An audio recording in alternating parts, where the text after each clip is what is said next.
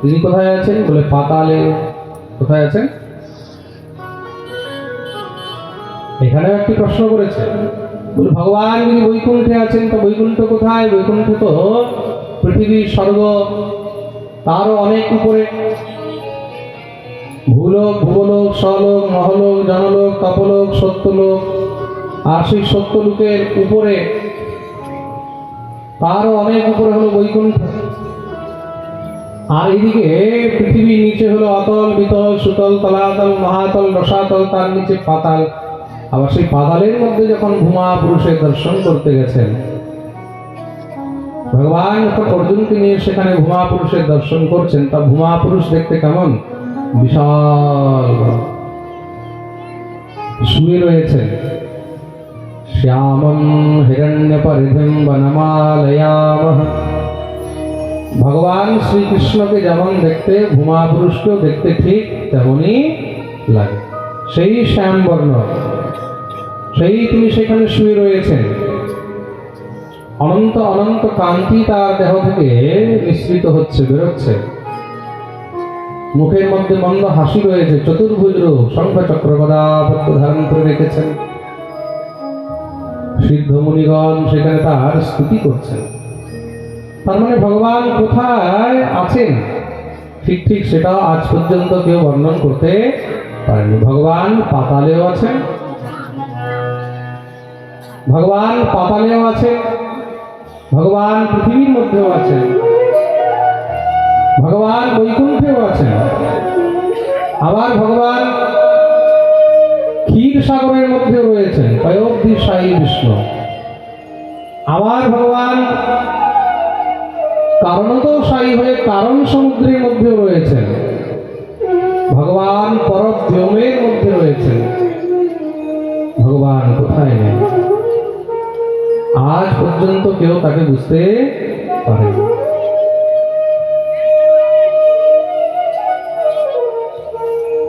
তাহলে তাকে মানুষ যে বর্ণন করছে, বলে যে যেমন বুঝেছে সে তেমনই বর্ণন করে দিয়েছে। কেউ বলছে ভগবান হলো সাদা, বলছে না? ভগবানকে কেউ সাদা বলছে? শুক্লাম বরধরম বিষ্ণুম শশিবর্ণম চতুর্ভুজম। কেউ বলছে না না ভগবান হলো কালো, কেউ বলছে না ভগবান হলো হলুদ, কেউ বলছে ভগবান হলো লাল, কেউ বলছে না না ভগবান হলো লম্বা, কেউ বলছে ভগবান নাটা। বামন তম বটুম বামনম দৃष्ट्वा মোদমানা মহর্ষয়ঃ। কেউ বলছে না ভগবান পুরুষই নন, ভগবান হলেন নারী, মোহিনী। কেউ বলছে না না ভগবান হলেন কূর্ম, ভগবান হলেন কূর্ম। কেউ বলছে না মৎস্য, কেউ বলছে না না নরসিংহ, কেউ বলছে না না বরাহ। तो जाकी रही भावना जैसी प्रभु रत देखी যে যেমন ভাবনা নিয়ে ভগবানকে ভজন করেছে, নিজের নিজের ভাবনা অনুসারে সে সেইভাবেই ভগবানকে দর্শন পেয়েছে, আর যেমন দর্শন পেয়েছে তেমনই বর্ণন করে দিয়েছে। তার জন্য সেই ভগবানকে যদি বুঝতে হয় তাহলে শুধু একটি কথাতেই বুঝতে হবে, কি বলে? সত্যম পরম ধীমহি। তিনি হলেন স্বয়ং সত্য। যেখানে সত্য আছে সেখানেই ভগবান আছে। আমরা সেই সত্য স্বরূপ ভগবানের চরণ বন্দনা করি। বলিয়ে সত্যনারায়ণ ভগবান কি। তৎপশ্চাৎ ভাগবতের বন্দন করলেন। নিগমকল্পতরোর্গলিতম ফলম শুকমুখাদ অমৃতদ্রব সংযতম পিবত ভাগবতম রসমালয়ম মুহুরহো রসিকা ভুবি ভাবুকা। নিগমকল্পতরোর্গলিতম ফলম। ভাগবত কি? ভাগবত হলো নিগম রূপী কল্পবৃক্ষের পাকা ফল। এটা দরকার কেন হলো? বেদের স্বাদ সবাই বুঝতে পারে না। বেদ কেমন, বেদের মধ্যে কি কি রয়েছে, তা বেদের স্বাদ সবাই বুঝতে পারে না, বেদের অর্থ সবাই বুঝতে পারে না, বেদান্তের অর্থ সবাই বুঝতে পারে না। বেদ, বেদান্ত ইত্যাদির স্বাদটা কি, বেদ বেদান্তের মধ্যে কি রয়েছে, সেইগুলোকে জগৎকে জানাবার জন্য সহজ রূপে সেই বেদ বেদান্ত রূপী বৃক্ষের একটি ফল সেখানে প্রতিষ্ঠিত হলো, একটি ফল প্রকট হলো, আর সেই ফলটার নাম হলো শ্রীমদ্ ভাগবত। যেরকম কালকে আমি পাঠে একটা কথা বলছিলাম, আম গাছে কি স্বাদ আছে সেটা আমের পাতা, আমের ডালা, আমের ছাল, আমের কাঠ এইগুলোকে চাবালে বোঝা যাবে না, যাবে কি? হ্যাঁ, আমের যে স্বাদ রয়েছে, আম্রবৃক্ষের যে স্বাদ রয়েছে, সে আম্রবৃক্ষের স্বাদটা জানতে হলে তখন কি করতে হবে? আমের ফল তাকে খেতে হবে। ফলটার মাধ্যমে আমরা সেই বৃক্ষের স্বাদটা বুঝতে পারছি, তাই তো? হ্যাঁ, রিমিস বলো। খেজুরের মধ্যে কি স্বাদ আছে? খেজুর গাছ খেয়ে তো আর বোঝা যাবে না, খেজুর পাতা খেয়ে তো বোঝা যাবে না, তার জন্য ফল। নিগম রূপী বৃক্ষ হলো কি? বেদ বেদান্ত উপনিষদ ইত্যাদি, এগুলো হলো নিগম। আর সেই নিগম রূপী বৃক্ষের একমাত্র ফল হলো শ্রীমদ্ ভাগবত, যার দ্বারা একমাত্র এই সমস্ত শাস্ত্র গ্রন্থকে সহজে বোঝা যায়। তার জন্য এটা হলো সুস্বাদু। এই ভাগবতটা কেমন? ভাগবতটা হলো সুস্বাদু। গলিতম ফলম, আর তার মধ্যে সুখদেব প্রভুর মুখের স্পর্শ হয়েছে, সুখ মুখাদ অমৃত দ্রব সংযুত। বলে শুকপক্ষীর যদি মুখ স্পর্শ হয় তাহলে কি হয়? বলে ফলের মিষ্টতা আরো বেড়ে যায়। তাই এখানে সুখদেব প্রভুর মুখের স্পর্শ হয়েছে বলে ভাগবতের মধুরতা মাধুর্যতা আরো অনেক বেড়ে গেছে। অমৃত দ্রব সংযুতম বলে অমৃত থেকেও আরো উত্তম হয়ে গেছে। তার জন্য এই ভাগবত যত পারবে তত পান করে নাও। পিবত ভাগবতম রসমাদয়ম মুহুরহো রসিকা ভুবি ভাবকা। তৎপশ্চাৎ নরনারায়ণ ভগবানকে বন্দন করা হলো। ভগবতী সরস্বতীকে মহর্ষি বেদব্যাসকে বন্দন করা হয়েছে। নারায়ণং নমস্কৃত্য নরং চৈব নরোত্তমং দেবীং সরস্বতী ব্যাসং ততো জয়মুদীরয়ে। ভগবানের 24 অবতারকে বন্দন করা হয়েছে। ভগবানের 24টি অবতার কি কি? সর্বপ্রথম ব্রহ্মার 4 পুত্র রূপে ভগবান অবতীর্ণ হলেন। নাম হলো সনক, সনন্দন, সনাতন আর সনক কুমার। ভগবানের দ্বিতীয় অবতার হলো বরাহ। বরাহ অবতার নিয়ে ভগবান হিরণ্যাক্ষের উদ্ধার করলেন। তৃতীয় অবতার হলো ভগবানের নারদ। এই নারদ কিন্তু ভগবানের অবতার। বলি নারদজি মহারাজ কি। চতুর্থ অবতার হলো নরনারায়ণ। পঞ্চম হলো কপিল। ষষ্ঠম হলো দত্তাত্রেয়। সপ্তম হলো যজ্ঞ অবতার। অষ্টম হলো ঋষভ। নবম হলো পৃথু। দশম হলো মৎস্য অবতার।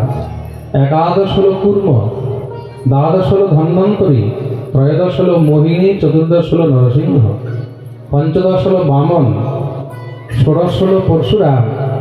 17তম অবতার হলেন মহর্ষি বেদব্যাস। 18তম অবতার হলেন শ্রীরাম। 19তম বলরাম আর 20তম হলেন কৃষ্ণ। 21তম হলেন কলিযুগের মধ্যে বুদ্ধ অবতার। বুদ্ধ বলতে কোন বুদ্ধ? অনেকে ভাবে গৌতম বুদ্ধ নাকি? না না না, গৌতম বুদ্ধ নয়। আমাদের ভারতের মধ্যে ভগবান বুদ্ধ রূপে তার পূর্বে অবতীর্ণ হয়েছেন। আর এই গৌতম বুদ্ধের নামের জন্য সেই বুদ্ধের চরিত্র অনেক ঢাকা পড়ে গেছে।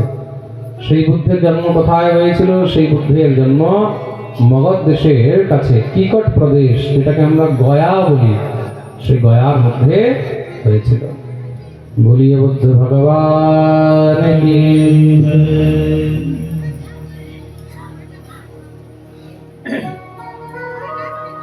আর কলিযুগের অন্তে ভগবানের আরেকটি অবতার হবে, যার নাম হলো কল্কি অবতার।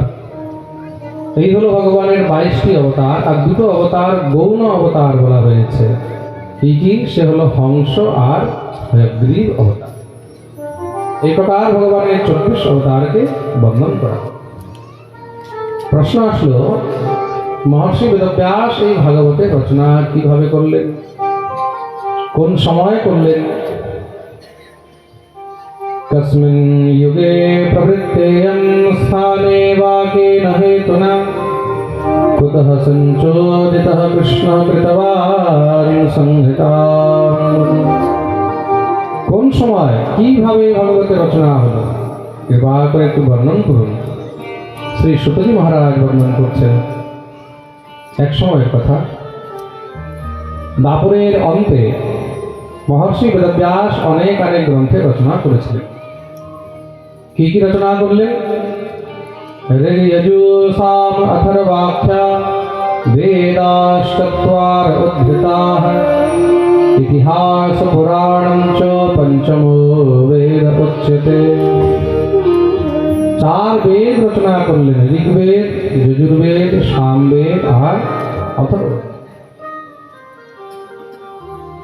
4 বেদের আলাদা আলাদা 4 জন আচার্য করলেন। তাদেরকে আদেশ দিলেন, তোমরা এই বেদের প্রচার করো। বেদ রচনা করে তাও মন ভরেনি, কেন? বেদ অনেক কঠিন, কঠিন বেদ সবাই তো বুঝতে পারবে না, তার জন্য সহজ সরল করে পুরাণে রচনা করলেন। 17টি পুরাণ রচনা করেছেন। তারপরে সব থেকে বড় ইতিহাস রচনা করলেন, যার নাম হলো মহাভারত। এত কিছু রচনা করেও কিন্তু মনের শান্তি হলো না। এখন মনে হচ্ছে বোধহয় কিছু বাকি আছে। মহর্ষি বেদব্যাস চিন্তাগ্রস্ত হয়ে বসে আছেন, কি বাকি আছে, এমন কি আছে যেটা রয়ে গেল? বেদব্যাস কোথায় থাকেন? ব্রহ্মনদ্যাম সরস্বত্যাম আশ্রমঃ পশ্চিমে তটে সম্যপ্রাস ইতি প্रोक्त ঋষীণাম সত্রবর্ধন। ভগবতী সরস্বতী নদীর পশ্চিম তটে বদ্রিকাশ্রমের পাশে, সেখানে মহর্ষি বেদব্যাসের আশ্রম, আর সেই আশ্রমের নাম হলো সম্যপ্রাস। কি নাম? যদি বলো, হ্যাঁ, সম্যপ্রাস। চবনপ্রাস ঠান্ডার দিন তো আবার চবনপ্রাসের কথা বেশি মনে পড়বে। বলো সম্যপ্রাস। প্রাস মানে ইন্দ্রিয়, সম্য মানে দমন, যেখানে ইন্দ্রিয়কে দমন করে রাখা হয়েছে। মহর্ষি বেদব্যাস চিন্তিত হয়ে বসে আছেন। সেই অবস্থায় মহর্ষি বেদব্যাসের কাছে দেবর্ষি নারদ এসে উপস্থিত হলেন। নারদকে সুন্দর আসন দিয়ে বসিয়েছেন, পুজো অর্চনা করলেন। দেবর্ষি নারদ জিজ্ঞাসা করলেন মহর্ষি বেদব্যাসকে, জিজ্ঞাসিতং অধীতং চ ইয়ত্তদ ব্রহ্ম সনাতনং অথাপি শোচস্যাত্মানং অকৃতার্থ ইব প্রভো। হে ব্যাসজি, আপনাকে দেখে খুব চিন্তিত মনে হচ্ছে, আপনার চিন্তার কারণ কি? ব্যাসজি বললেন, কি বলবো প্রভু, আমি এত শাস্ত্র এত গ্রন্থ রচনা করলাম, কিন্তু তবু আমার মনে শান্তি হচ্ছে না।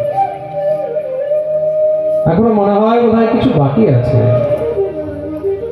কি বাকি আছে সেটা বুঝতে পারছি না। নারদ জিজ্ঞাসা করলেন, কি কি রচনা করেছ? সব লিস্ট বলে দিলেন। নারদ হাসতে লেগেছেন, তুমি এত কিছু রচনা করেছ, কিন্তু নবৈ জনজাতু কথঞ্চনা প্রজে মুকুন্দ সেব্যন্যবদঙ্গ সংস্কৃতিম স্মরণ মুকুন্দাঙ্ঘ্রিপগুহনম পুনঃ বিহাতুমিচ্ছেন্ন রসগ্রহো যতঃ। কিন্তু তার মধ্যে তুমি বসুদেব নন্দন শ্রীকৃষ্ণের, শ্রী গোবিন্দের চরিত্র বর্ণন তো করলে না। যতক্ষণ পর্যন্ত কৃষ্ণ লীলার বর্ণন হবে না, ততক্ষণ পর্যন্ত মনেও পূর্ণ শান্তি পাবে না। কেন? কৃষ্ণ লীলাই হলো একমাত্র সংসারের মধ্যে শ্রেষ্ঠ সার। মনে রাখবে, যত অবতার হয়েছে তার মধ্যে একমাত্র স্বয়ং অবতার হলেন শ্রী কৃষ্ণ। বাকি যত অবতার আছে সব অংশ অবতার, কেউ অংশাংশ অবতার। কেউ হলো কলা অবতার, কেউ আবেশ অবতার। একমাত্র কৃষ্ণ অবতারই এমন অবতার যেটা হলো পরিপূর্ণ অবতার। মানে ভগবান সেখানে কোনো অংশ পাঠাননি। বাকি যত আমরা 24 অবতার শুনলাম, এগুলো কোনটা অংশ অবতার, অংশাংশ, আবেশ অবতার, কলা অবতার। কিন্তু একমাত্র স্বয়ং কৃষ্ণই হলেন পূর্ণ অবতার। এতে চাংস কলা পূর্ণ কৃষ্ণস্য ভগবান স্বয়ং। তার জন্য তোমাকে কৃষ্ণ চরিত্রই বর্ণন করতে হবে, তার মাধ্যমেই কিন্তু তুমি একমাত্র মনের শান্তি পাবে। প্রেম সে বলো। তাহলে প্রভু এই কৃষ্ণ চরিত্র কিভাবে রচনা করবে? বলে সেটা একমাত্র কৃষ্ণ ভক্তের কৃপাতেই সম্ভব।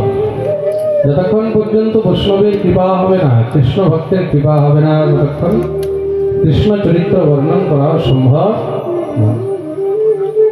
সঙ্গে সঙ্গে বেদব্যাসী নারদের চরণ ধরলেন, প্রভু আপনার চেয়ে বড় কৃষ্ণ ভক্ত, আপনার থেকে বড় বৈষ্ণব আর কোথায় পাবো?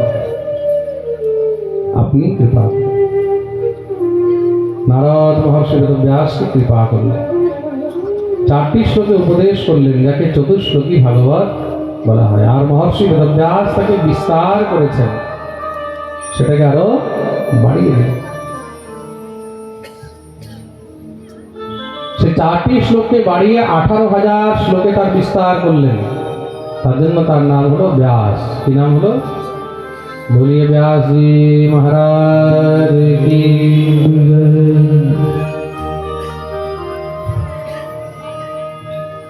বিস্তারয়তি ইতি ব্যাসঃ। যিনি বিস্তার করেছেন তার নাম হলো ব্যাস। আর সেই 18,000 শ্লোকে পরিপূর্ণ যে গ্রন্থ, তার নামই হলো শ্রীমদ্ ভাগবত। বলিয়ে ভাগবত ভগবান। আর সেই ভাগবত তিনি নিজের পুত্র শ্রী সুখদেব গোস্বামীকে পড়ালেন। সসংহিতাম ভাগবতীম কৃত্বানুক্রম্য চাত্মজং শুকম অধ্যাপয়ামাস নিবৃত্তি নিরতম মুনিঃ। এই ভাগবতের আরেকটি নাম আছে। ভাগবতের আরেকটি নাম আছে, জানো কি? হ্যাঁ, তোমরা তো সব ভাগবত পাঠ শুনছো অনেকদিন ধরে। ভাগবতের আরেকটি নাম আছে, তো বলতে পারবে কি নাম আছে? হ্যাঁ বলবো? বলবো কি? প্রেম से बोलो, जोर से बोलो, আরো জোরে, আরো জোরে, আরো জোরে। পিছনে যারা আছে তারা হাত তুলে জয় জয় শ্রী রাধে। আমরা সব জানি ভাগবতের নাম ভাগবত, শ্রীমদ্ ভাগবত। কিন্তু ভাগবতে আরেকটি নাম আছে, তার নাম হলো পরমহংস সংহিতা। ভাগবত কিন্তু সংহিতাও। ভাগবত একটি সংহিতা, মন দিয়ে শুনবে। আর এটার নাম কি? পরমহংস সংহিতা। কি নাম? জোরে বলো। পরমহংস সংহিতা।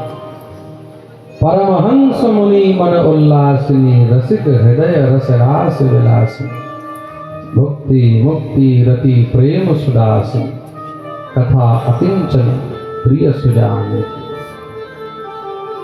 এটা হলো পরমহংসের সংহিতা। কার সংহিতা? পরমহংসের সংহিতা।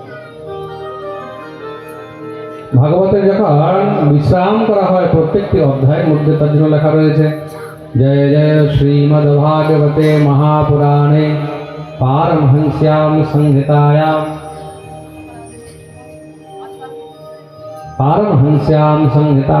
परमहंस संहिता থেকে শ্রীমদ্ ভাগবত। প্রেম সে বলো। তার জন্য ভাগবতকে পরমহংসের সংহিতা বলা হয়েছে। ভাগবতের কাছে তুমি যা চাইবে সব কিছু পাবে, এটা পরমহংসের সংহিতা। ভাগবত কারোর কাছে কিছু নেয় না, ভাগবত শুধু দেয়। পরমহংস হয় না, যাকে কোনো বস্তুর প্রতি কোনো লিপ্সা থাকে না, কারোর কাছে কিছু নেওয়ার জন্য সে বসে থাকে না, তদ্রূপ ভাগবত। ভাগবত হলো কল্পতরু, এখানে তুমি যা চাইবে তা পাবে। আর ভাগবতের মধ্যে তুমি যদি কোনো প্রকারের কোনো ভুল আচরণ করো তো মনে থাকবে, তাহলে ভাগবত কিন্তু তোমাকে কখনো ছাড়বে না। প্রেম সে বলো। তার জন্য আমি বারবার বলি, যেখানে ভাগবত পাঠ হচ্ছে তার আশেপাশেও কাউকে কিন্তু কোনো প্রকারের কোনো সদাচার থেকে দূরীভূত হয়ে কোনো প্রকারের কোনো দুরাচার আচরণ করা উচিত নয়। ভাগবতের অনেক প্রভাব, পরমহংস সংহিতা। কেন এই ভাগবত যিনি জগতের মধ্যে প্রচার করেছেন তিনি সব থেকে বড় পরমহংস, তার নাম হল শ্রী সুখদেব ভগবান। এই সুখদেব প্রভু রাজা পরীক্ষিতকে এই পাঠ শুনিয়েছিলেন। প্রশ্ন আসলো, তাহলে পরীক্ষিত কে ছিলেন আর পরীক্ষিতকে এই পাঠ শোনাবার প্রয়োজন কেন হলো?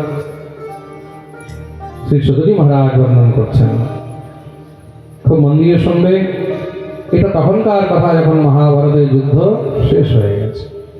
यदा मृधे कौरवसञ्जयानां वीरेष्वथो वीररतिं गतेषु भृकोदराभिद्धगदाभिमर्शे भग्नोर्वन्दे धृतराष्ट्रपुत्रे। মহাভারতের যুদ্ধের শেষে বৃকোদর ভীম নিজের গদা দিয়ে দুর্যোধনের জান ভেঙে দিয়েছে, আর ভাঙা জান নিয়ে দুর্যোধন মরণাসন্ন হয়ে পড়ে রয়েছে। দুর্যোধনের জান কেন ভাঙতে হলো? কেন কি তার পুরোটা শরীর বজ্রের হয়ে গেছিল।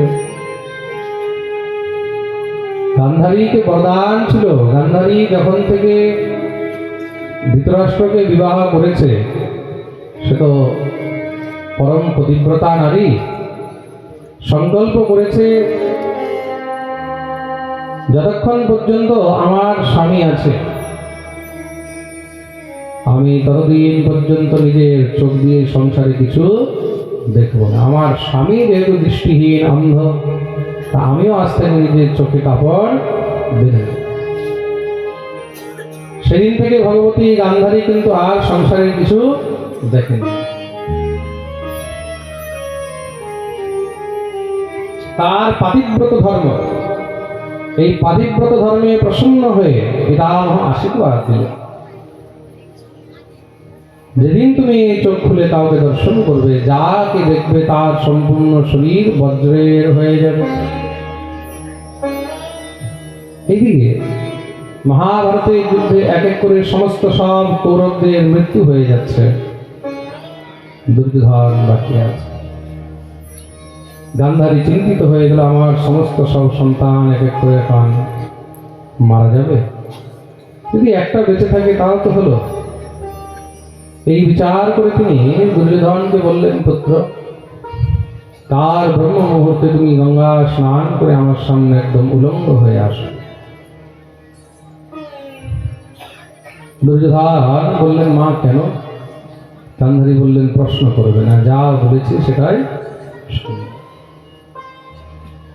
ব্রহ্ম মুহূর্ত মহারাজ যখন এই আরম্ভ হয়েছে, একদম ভোর 3টার সময় গঙ্গা স্নান করে দুর্যোধন আসছেন মায়ের সঙ্গে। এদিকে রাতভর আমাদের গোবিন্দের ঘুম নেই, ঠাকুর চিন্তায় রয়েছেন কি হবে। ভগবান সেই পথের মধ্যে লুকিয়ে বসে আছেন। দুর্যোধন যখনই শিবিরের দিকে যাচ্ছে, ভগবান সঙ্গে সঙ্গে সামনে এসে দাঁড়িয়ে গেলেন। দ্বারকাধীশকে সামনে দেখেই তো দুর্যোধন লজ্জিত হয়ে গেছে। লজ্জায় সঙ্গে সঙ্গে মহারাজ নিজেকে লুকাবার চেষ্টা করছে। ভগবান বললেন, আরে সুয়োধন। ভগবান দুর্যোধনকে সুয়োধন বলতেন। কি বলতেন? সুয়োধন।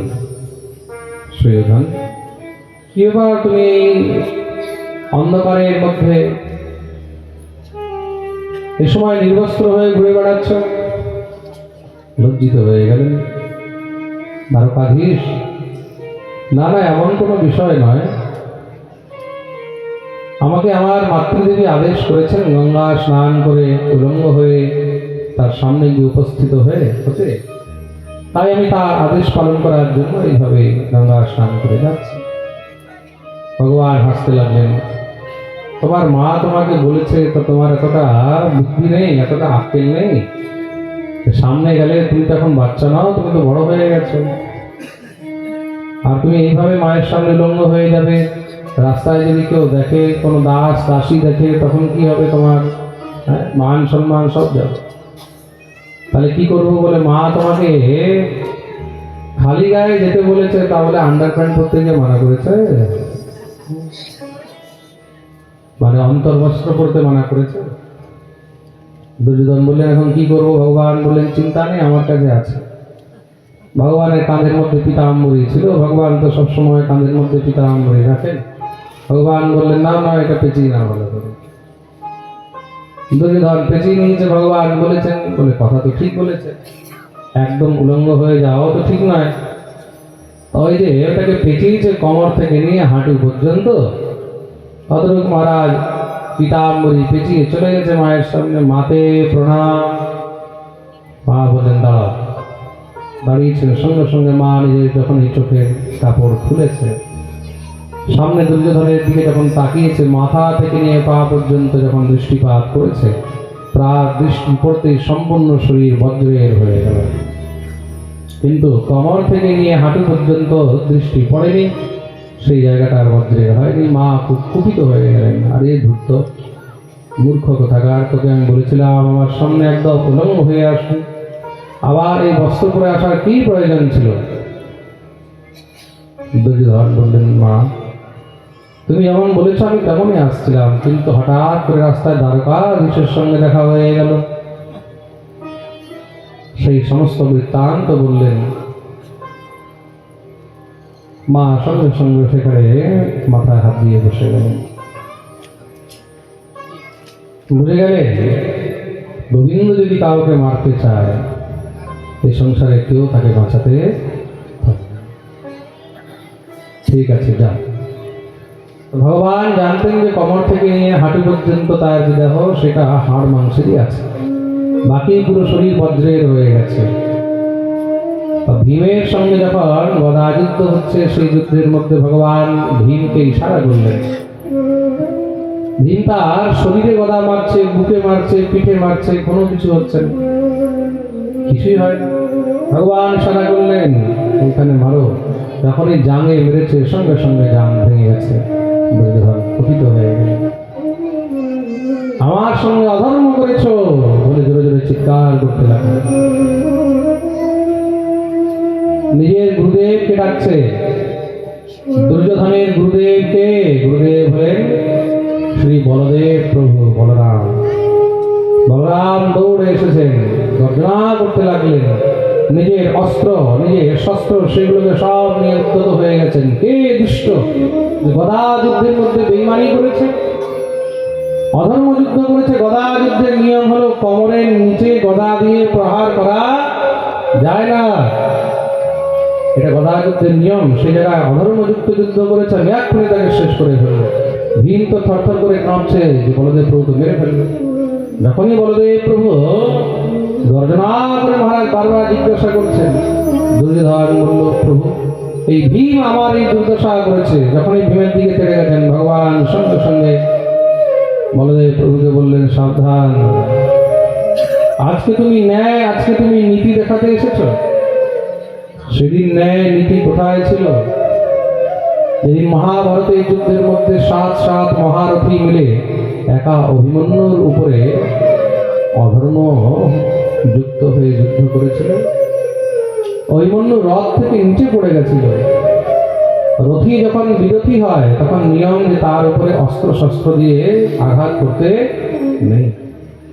তার হাতে কোনো অস্ত্র নেই, সে রথে নেই, বিরোধী হয়ে পড়ে আছে, অস্ত্রহীন হয়ে আছে। সেই সময় 7 মহারথী মিলে সেই শিশুর উপরে এত ঘোর অত্যাচার করেছিল, তখন তো তুমি আসো। মনে রাখবে, সেদিন যখন তুমি অধর্মের প্রতিবাদ করতে পারোনি, তাহলে আজকেও প্রতিবাদ করার তোমার কোনো অধিকার নেই। দুর্যোধন যা করেছে সে তারই ফল পেয়েছে। মনে রাখবে, যে ধর্মের সঙ্গে আছে, যে ধর্মের আচরণ করে তার সঙ্গে ধর্ম নিয়ে কথা হবে, খুব মন দিয়ে শুনবে কিন্তু। আর যে অধর্ম নিয়ে আছে